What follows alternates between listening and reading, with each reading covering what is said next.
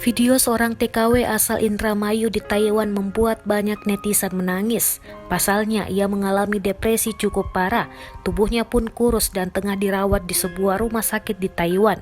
Video berdurasi 41 detik itu pun viral di media sosial dan banyak dibagikan netizen sejak 24 November 2020. Dalam video itu, TKW tersebut awalnya diberi sepotong roti oleh seorang yang diduga perawat rumah sakit. Seorang itu lalu membantunya membuka bungkus roti itu agar lebih mudah dimakan. Namun sebelum memakannya, TKW itu justru mengangkat tinggi-tinggi roti itu dan menengadah ke atas. "Allah, aku makan ya," ujar dia dengan suara serak lemah menyedihkan. Berdasarkan informasi yang diimpun tribuncirebon.com, TKW itu rupanya sudah tidak punya orang tua lagi. Kedua orang tuanya sudah meninggal dunia. Banyak netizen yang membagikan video itu agar keluarganya yang masih hidup di Kabupaten Indramayu bisa mengetahui TKW tersebut. Dengan viralnya video itu, beberapa netizen mengaku mengetahui sosok TKW tersebut.